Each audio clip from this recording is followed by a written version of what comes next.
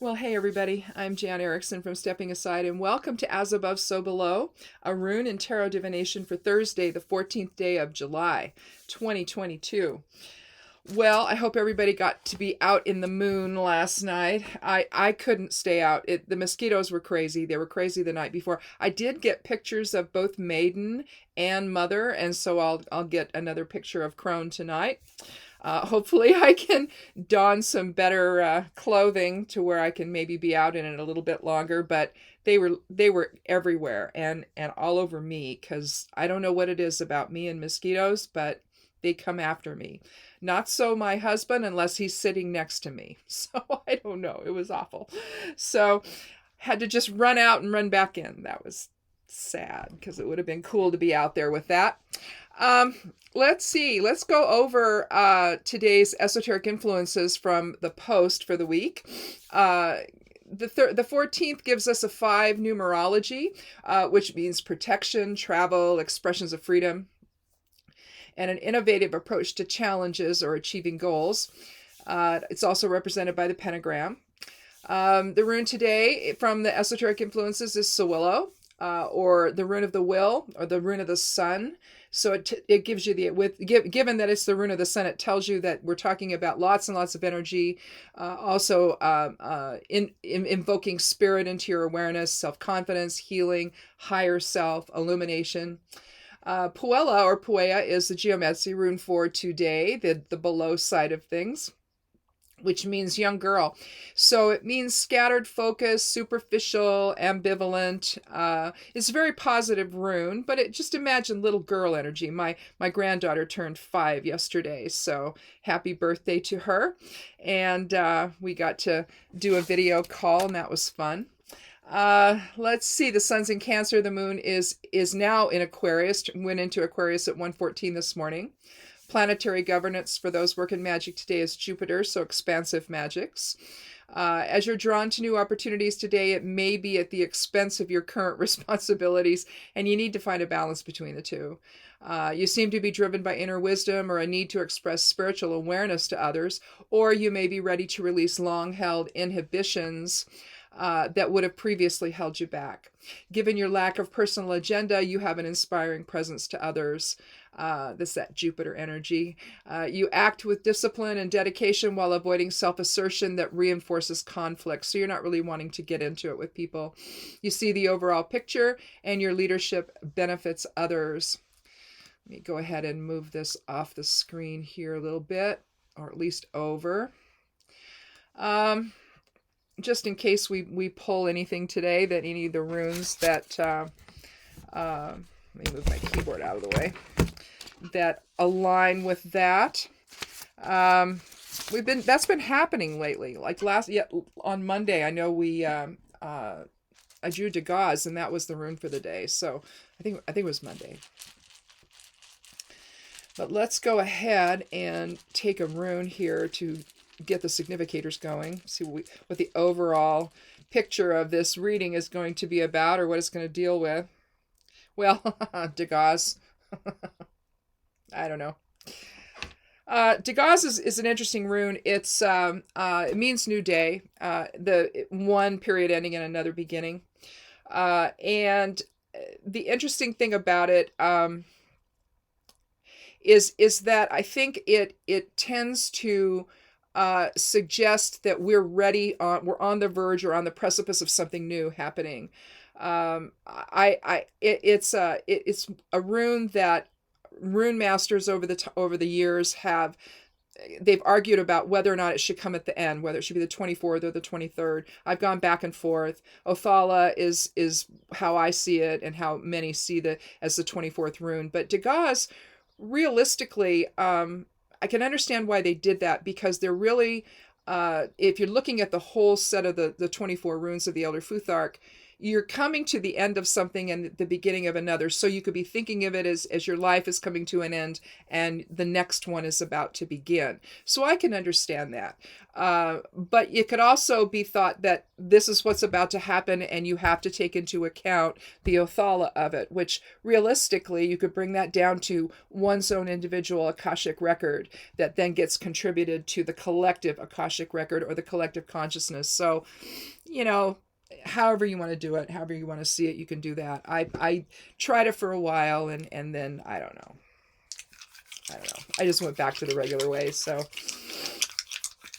with Othala being the end, but let's go ahead and throw down the 4. I was saying 3. It's just like I don't know. I got it in my head. 4 elemental geomancy runes. We'll put them in the order of fire, air, water, and earth. Did we have Tristitia last time? Because we have Laetitia this time. It's complement. Tristitia is sadness, grief, loss, but ego-based, really. Tristitia, or Laetitia, on the other hand, is joy and fellowship and engaging with others. The active principle would be the fire elements. That's a single dot at the top. Again, it's put in the order of fire, air, water, and earth, and so passive influences the rest of the way. So this is a little more focused, intentional joy, intentional happiness and fellowship with other people. So maybe that's the where you're going today with this reading. Maybe the new experience is choosing joy, as opposed to just sort of, finding it or whatever, but choosing it. More of an intentional, a more willful choice there to engage in happiness and to let go of sorrow. That could be, one interpretation then of Degas, where, one period is ending and a new is beginning. Maybe something less sorrowful is, or maybe something more sorrowful is giving way to something more joyful, maybe. But let's see. We'll see if I can shuffle right here. All right. I've already shuffled a bit, so we won't waste any time here. Oh. Well, we have the Fool, the Knight of Swords, and the 7 of Pentacles. So, the Fool, we'll begin with the Fool.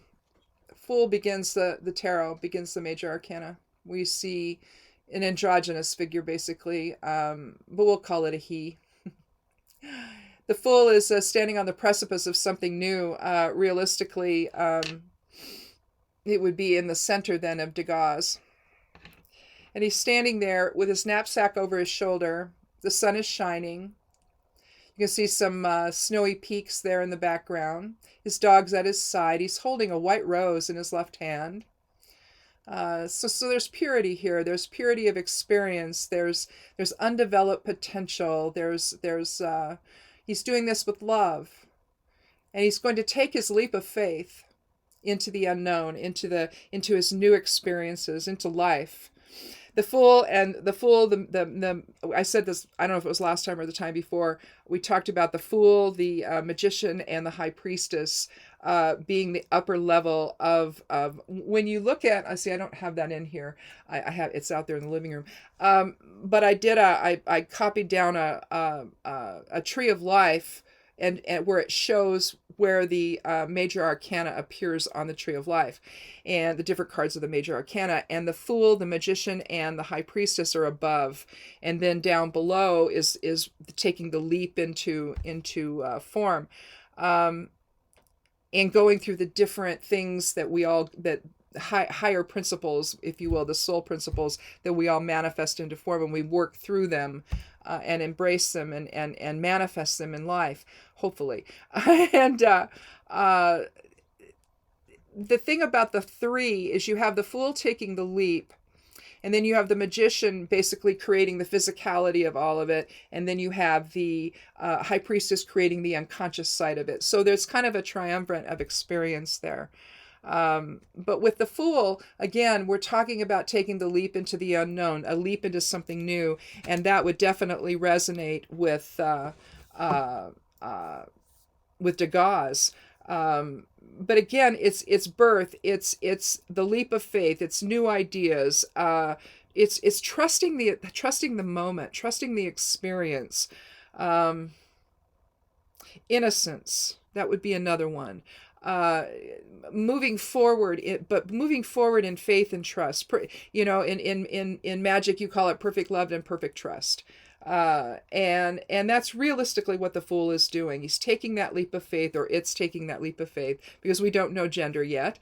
Sort of non-binary, if you will, and taking that leap into new experiences, trusting the moment, trusting that you have what you need to experience something in a way that's joyful and loving, and realistically, that's also the meaning of Laetitia. So we can combine both Degas and Laetitia in the Fool. The Knight of Swords now is next. He's a soldier, but he's although he's battle ready, he's not in a battle because his visor is up. He's not ready to do battle.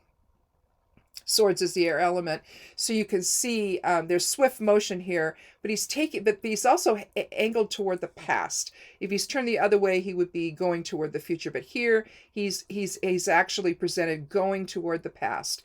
He's basically riding against the wind. He's riding against maybe opposition.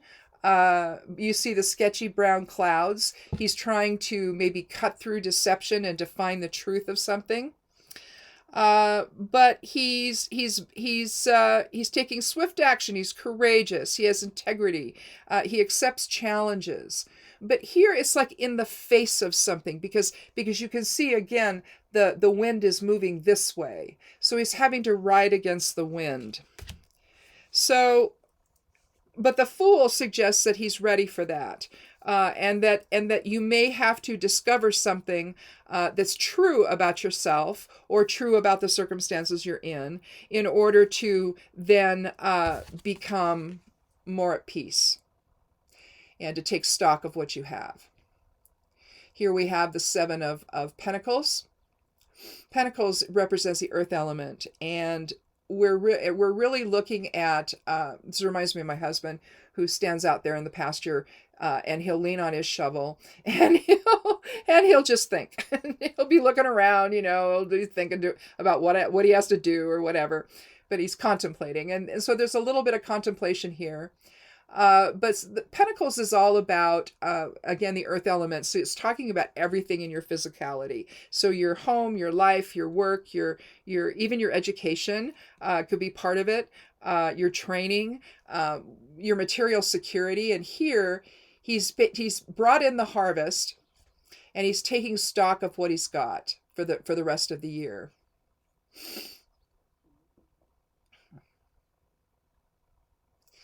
There's an element with the seven. Seven, of course, represents the scales and balance and all of that. But there's also an element of seeking truth and understanding. The Knight of Swords, I think, is also part of that. So there could be something then that if you were feeling lost before, if we take that analogy with the gauze, if you were feeling lost before and now you're on the precipice of feeling joy, it could be that you now understand more about what those feelings initially were. Or if you got stuck in some kind of loss, that's another one. If you got stuck there and you couldn't release from it, or sorrow or whatever, some kind of upset. You were upset about something and you couldn't stop being upset. Something has occurred. Something has to occur to then suddenly feel joyful again, and to understand that overall, as a higher purpose, we're here to maybe experience things a little more neutrally, a little more dispassionately, so that we're not so caught up in the moment and we can't continue then to experience new things. So I think that speaks to the Fool and the energy of the Fool, where you're always on the precipice of something new. And that also speaks to Degas, where you're in that center point where you're going to begin something new. clearly, if we're talking about Laetitia, then this harvest that he's brought in, all of the things you've learned maybe, are giving you pause and are making you understand the bigger picture of things, and that it's okay to drop resistance that you have that's keeping you in that loss and giving you the ability to move on into something more positive. You see what I mean by that? Um, I mean, it's not all that specific really, uh, but it just seems like with the Knight of Swords rushing back to understand the bigger picture, to understand and cut through the illusion. Are we really talking about the illusion that we create in our own mind about things that keep us stuck in places that and in thought patterns that we really aren't serving us? It doesn't, in other words, to move on doesn't change what happened. You know, what happened can still provide information to you for the future. It can provide awareness. It can provide a different level of understanding. It doesn't mean you need to get stuck there. And the fact that and I'm pretty sure we had Degas last time. I'll have to check, but that it's come up again.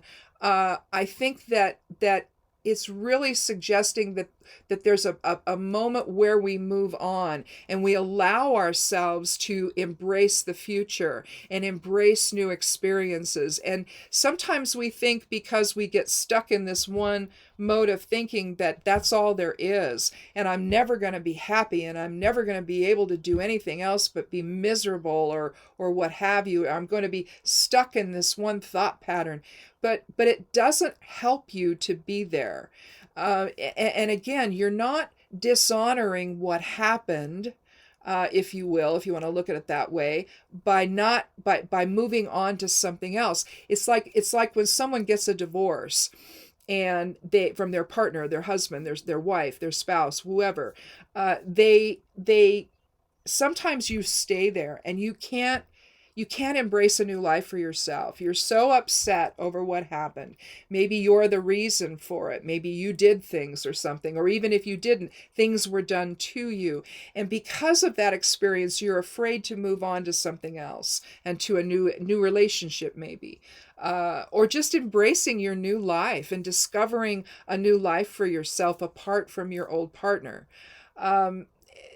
There's joy there. There can be joy there. It's scary, but there's joy there, and you can create that joy for yourself, and it's okay to do that.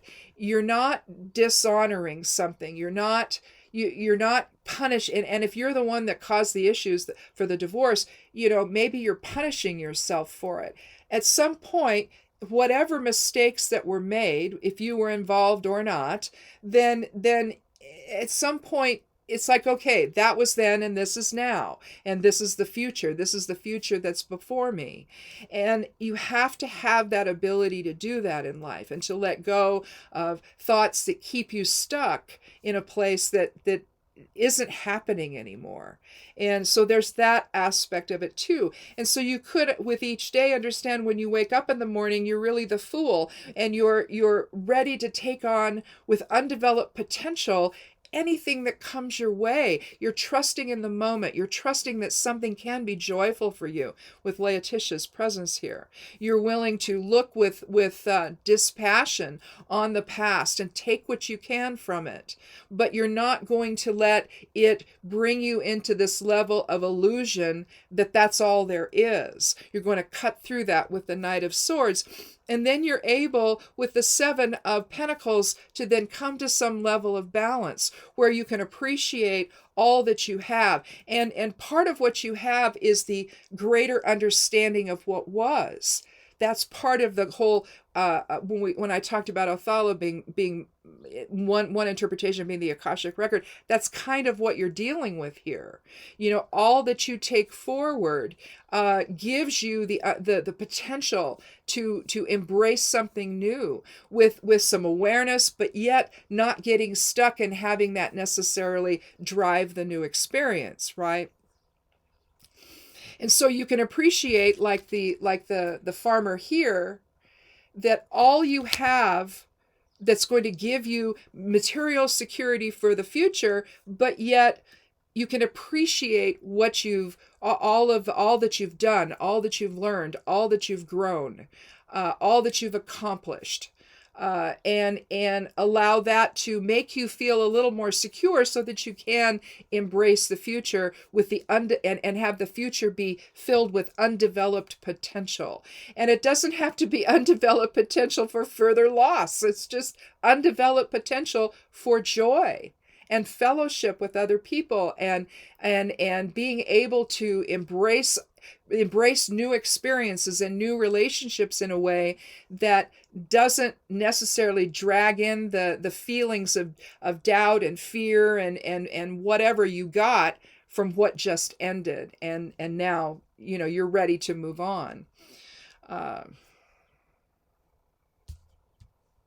Kind of an esoteric way of looking at things, but I think that it's something that we do. I think that we hang on to things way too long, and instead of simply understanding the greater message of it and understanding the greater meaning behind all of it, and how that can influence maybe how we see the future, where we can say, okay, that was then, this is now, and I'm going to do things differently. And that then gives me that doing things differently part gives me the ability to try new things and to try new relationships and to pursue opportunities maybe that I never thought possible. So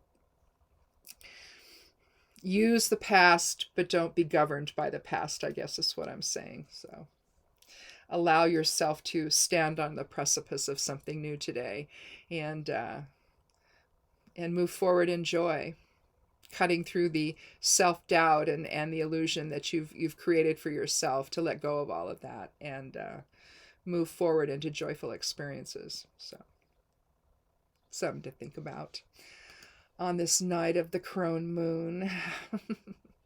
The thing was huge last night. I mean, it was just gorgeous. And when it came up, it was all orange, and then it got up there, and I mean, there was some clouds, little wispy clouds around and stuff, but I was able to get some pictures, and I'll put them up on the blog probably, and over the top of one of the posts or something, and or maybe I'll just put them up. I don't know.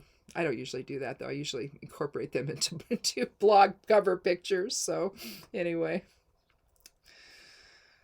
Well, thanks for watching. They rolled our hay last night. They put them in windrows. So I don't know. It's in the 90s right now. So maybe they'll come tonight and bale it. Sometimes you can do that. Sometimes you can literally, it gets so hot sometimes that you can literally cut one day, rake the next day, and bale the next day. I doubt that's not what happened.